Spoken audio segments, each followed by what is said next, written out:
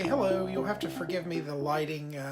It's dark outside, and so I'm inside at night, and I'm just using the ambient light in here to film with, so it's a little dramatic. I got a little bit of a top shadow on.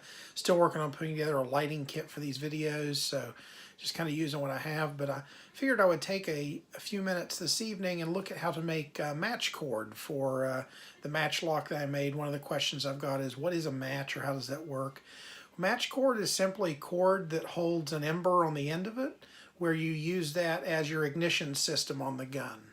So whereas like a modern firearm uses a primer, which is it has a contact sensitive piece on it where when the hammer or the pin, the firing pin hits the actual percussion cap, it sets off the explosion. Before that you had individual percussion caps you put on the gun. Before that you had flint locks where the flint would strike a frizzen and create a spark, which then is your ignition for the gun. And before then you had wheel locks and match locks. And wheel locks are a little bit more complicated, but it operates on the same system as or the same concept rather, as a flintlock, in that you have a piece of iron Powerite and a metal wheel that spins against it, creates a spark. Okay, but a match lock is the most basic system. So instead of having a system that actually creates the spark or creates the ignition, you have a match cord, and all the mechanism does is hold the cord and then put it into the firing pan whenever you're ready to shoot, right? So there are different types of match lock. You have a snap lock, which operates with a spring where whenever you pull the trigger it snaps it in. Then you have the types like the European locks where they're reversed, and pulling the trigger or trigger bar actually moves the piece into the firing pan and fires. So but with that ignition system, it's necessary to have match cord. Now you can use just ordinary like hemp or jute or cotton cord if you can get it to ember properly, but there was a treatment process that this cord was put through, and it's very simple to make this sort of cord. And so I'm going to show you the way that I do it. There's lots of different recipes online for how to make this cord, or how different people do different processes. A lot of those I feel like are overworked. The system I use is it still has a few extra steps in it, but it's I feel like it's bare minimum in terms of the chemistry necessary, and it works just fine. I'll take jute cord and spin it so that it actually makes a larger cord. You could feasibly just go ahead and find larger cord and use that. I've had mixed experience with that, but it still works fine. It's just what I choose not to do. I choose just to do it the way that I'm going to show you. So I'm going to show you how to make match cord, and that's the purpose of today's video. So the basic ingredients that you really need to make this match cord is, I've got some jute twine I bought here from just a local dollar store or convenience store. It's very inexpensive, so I've just got some of that. I've got some stump remover, which you can get from a home repair store. It doesn't matter what brand. It's because stump remover is essentially made of saltpeter, which is one of the main ingredients in making gunpowder. So this is what's going to help it smolder. I just use a plastic cup and a plastic fork or a plastic spoon, just because I can throw everything away when I'm done. I don't have to worry about cleaning stuff or whatever. The stump remover, you don't really want to eat that. That's no good. So it's good to make sure you don't have residue or anything like that left on anything. And a pair of scissors to cut the cord. So our first step is going to be to take our cord, and however long you want the end cord to be, you want to make sure you take at least 3 to 4 times as much of this out, because you're going to be wrapping it. Really more than that. Really for this you need about 6-7 times as much. So we're not going to make a huge piece just because it's a demo. But I am going to go ahead and pull out 3, 4, almost dropped it, 5,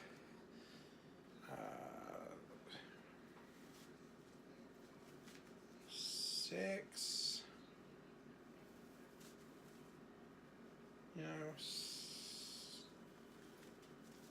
7, 8, 9, 10, 11, 12, 13, 14, 15, 16. That'll be plenty because we're not making a huge piece. So I'm just going to take this, take my scissors, which were on the list of things that you need to do this project. I'm going to cut it, and then just take the roll of jute cord and put it aside. So now I'm going to take this so it doesn't get super tangled. I mean, you are going to have to untangle it. It's just a way around it. I'm just going to wrap it around my hand. So I get a nice kind of roll it instead of having to wad it up and then untangle a giant wad of it. So we're just going to roll a couple minutes more. So there, we've rolled it. Just pull it off the hand. There you go, it's all rolled up. So the next step is going to be the chemistry step. Now, what you're going to want to do now is take your cup and get a cup near full of scorching hot water. So I'm just going to use this cup and come over to my sink, run the water till it's really hot.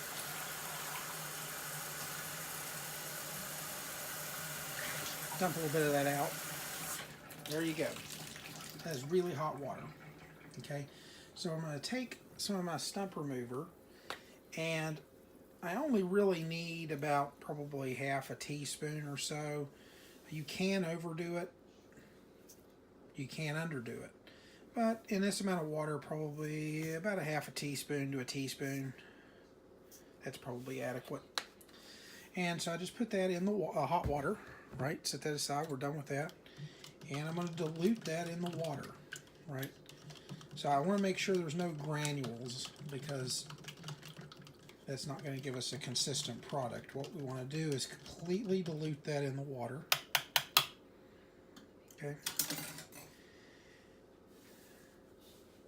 So we're going to take this cord and just put down in that. Now, I'm going to let it set for a couple minutes, and in the process I'm going to kind of squeeze it around. I'll use my fork and kind of mash it a bit so that the cord like expands and contracts and soaks in some of the water. And you want to do that fairly evenly. Okay, so we've been sitting there for a little bit. The water turns a little brown or off colored, and that's just simply because the rope it's in it. So we're just going to take this and dump that down the sink, and then run some hot water in the sink. Right. And while that water is running, I'm going to take this cord out of here, and I'm just going to wring it out. Don't wash it, just wring it. Right. Get it not super dry, but drier. So I'll take this and kind of set it to the side, and then my cup and my fork I'm going to just throw in the trash. Now that that's done, there's one item that was on our list that I forgot to put on there. That's a pen. A pen or a pencil or a stick, anything like that. Because when we start to loop this, we're going to use this as our anchor point on our end. Right? So this is what we're looking at right now, is a pen. Now what I'm going to do is start to unfurl this, and as I do, I'm going to run it back and forth so that I have 3 to 4 strands overlapping. So let me show you how I'm going to do that. So I'm just going to take the cord, start down there. I'm going to come all the way back up here to where I'm standing, and then drop that in the floor, and then come all the way back down here. So there's 2, right? Set that right there.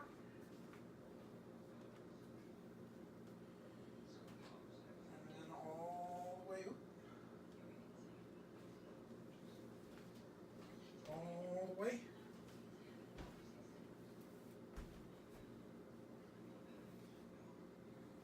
Back down here. Starting to get tangled. This is what we try to avoid. But it's really an unavoidable problem. Well, it probably is unavoidable. I'm just a little stupid. So I'm going to go ahead and cut this. one of the reasons we make it a little longer than we need. So now I've got this all laid out. So I'm going to take, see how it folds over there? It's like a giant letter N. So I'm just going to take this on my end here, tie it in a knot right like that. Just stick my pen through that. Now I'm going to make sure the other end's even. So I'm going to pull it all the way up through like this. And now cut that excess little rat tail off. So then I'll take this other end, tie it the same way. Now I've got, basically, it's tied off, right? And I've got 3 strands in there. And then it goes all the way to the other end.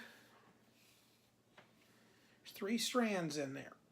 Now our final cord under this method will be half as long as this because we're going to double it over. But I'll show you that in a second. So what I'm going to do is take this and anchor it to something where I can stretch it out. So it doesn't have to be like super strong, but like a nail in something or something like that's the best thing to do.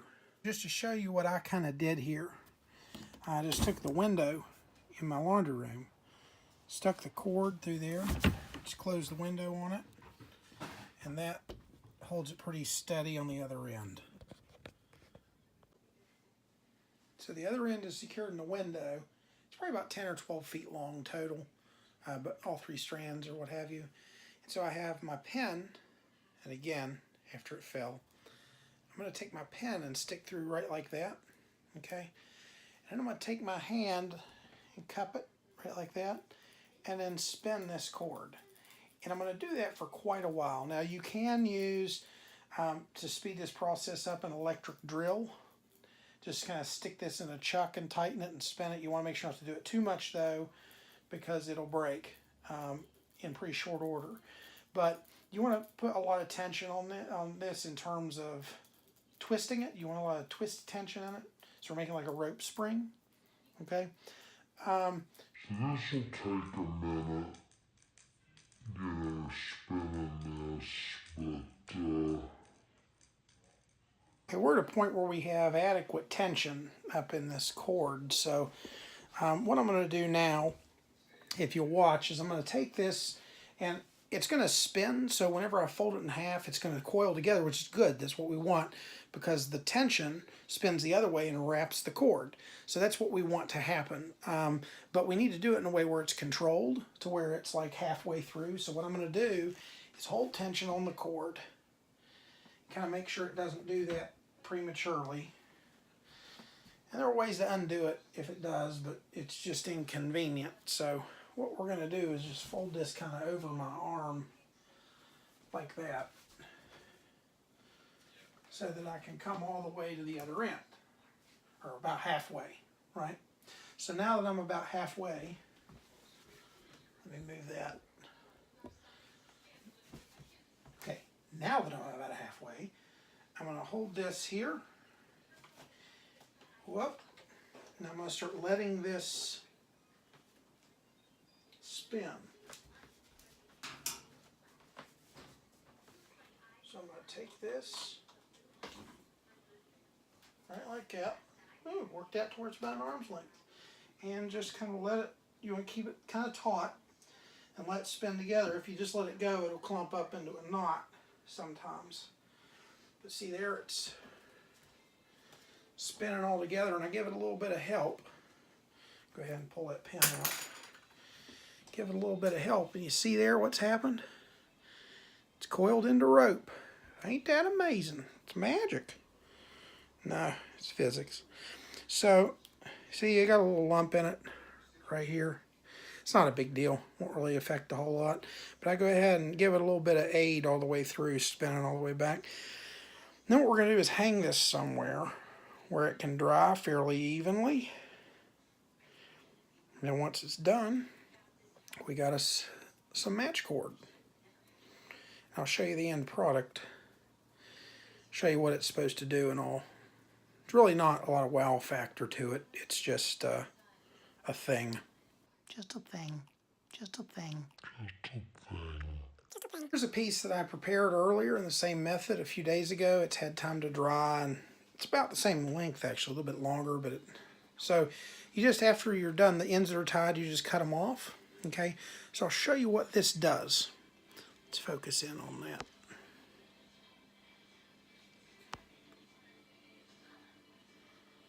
Is it going to give me focus or no?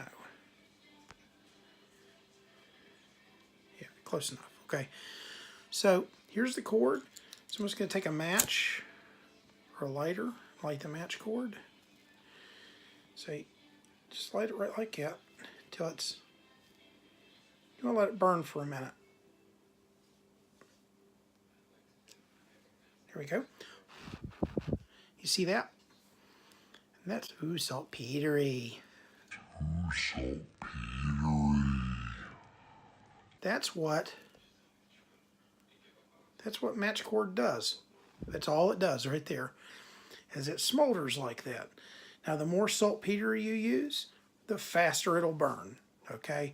The less you use, you know, it won't burn as fast, but the problem there is it might not hold a light so well. So you see how that's just holding that end? That's it. So pretty cool, right? Right, and then of course that'll burn as all the way down through there. Now, have you ever heard the phrase burning your match at both ends?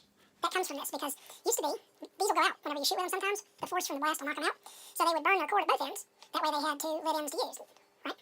So that's where that comes at, or comes from rather. Okay, well, I thank you so much for tuning into the video. Please like, share, and subscribe if it's the sort of thing you like to see.